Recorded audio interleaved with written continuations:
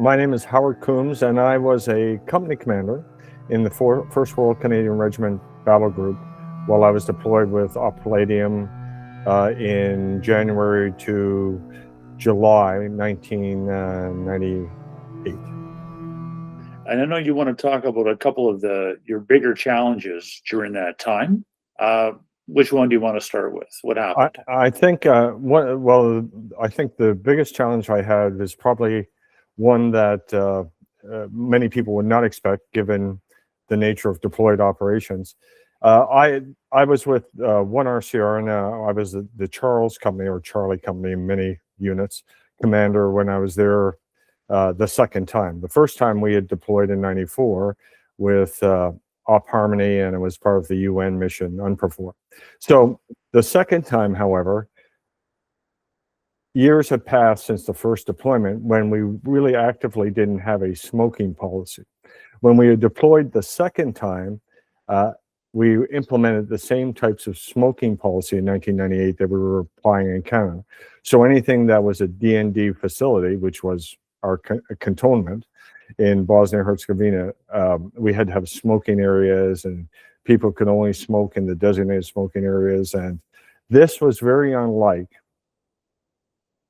the mission 4 years earlier, when folks could smoke in their quarters, in the office spaces, and things like that. So the unrest that circled around this smoking policy came to prove to be the most demanding leadership challenge I had during that tour. Despite any other activity that happened, the violence, or we actually had a fairly considerable series of criminal activities and Croat activities against Serbs and riots, but it was the implementation of the smoking policy that was the most challenging thing I had to deal with.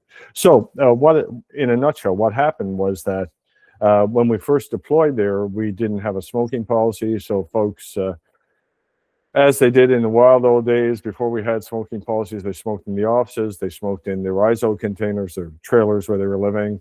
They smoked wherever they had the urge to cigarette smoke, just like what was happening in the 80s and 70s for those people that remember that far back. However, it was realized by the contingent that this was happening, and they wanted to implement the same types of smoking policies that were currently in effect in the Department of National Defense back in Canada. So I was told that I was in a place called Drvar. We had taken over, we had handed over with a company group from the Lower Strathcona's Horse Royal Canadians, who had been augmented by Princess Patricia's Canadian Light Infantry. We had taken over from them in January 98, December 97. We'd started our rotation in place at that point in time in December of 97, and we were fully in place by January of 98. And so I had to designate smoking areas that folks could smoke in after they had had a taste of freedom. Well, the NCOs and soldiers did not like this. So my Sergeant Major, Derek Ingersoll, Master Warrant Officer Derek Ingersoll, who recently turned 70, good friend of mine, we still stay in touch, he lives in the Kingston area, came to me and said, this isn't going to work. So now, if you can imagine, I'm the company commander, and I've got my Sergeant Major saying, they're just not going to do this. And I've got a commanding officer who visits occasionally telling me, you better have the smoking policy in place, because this is how the government of Canada, how the Department of National Defense has decided cigarette smoking will be dealt with. So all that to say was, in this conundrum, I did what any sane company commander would do at this time. I contacted the battalion, the regimental sergeant major for the battalion, Chief Warrant Officer Bobby Hodson, who was a prince of a man. Sadly, he passed on within a year and a half due to cancer. But I contacted him, and I had known him from previous postings, and particularly Canadian Airborne Regiment, when he was the 3 Commando Sergeant Major, and I was a platoon commander in 3 Commando. I said, RSM, I really don't know what to do next. Can you give me some advice? So he said, don't worry about it, Major Coombs. I can fix this. I will visit when I will be coming up on the weekend. So this was midweek.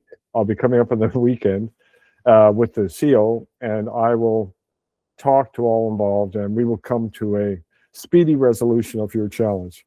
So sure enough, on a Saturday, Mr. Hodson and the commanding officer, who was Lieutenant Colonel Peter Devlin at the time, show up in their tactical command post vehicles and party.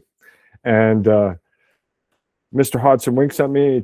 He takes the sergeant major and some assorted platoon warrant officers and other senior NCOs off for a quiet talk. And by the end of the day, we had smoking areas in place, and the smoking policy, as it was laid down from on high, was being strictly adhered to by all, if not willingly, with vigor.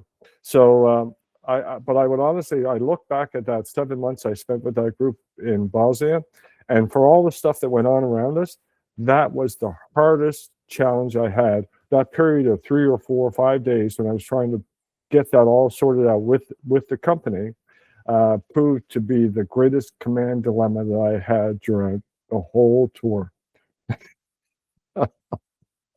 I'm just curious, were you also a smoker at that time? No, I was not. I had actually quit smoking a number of years previously.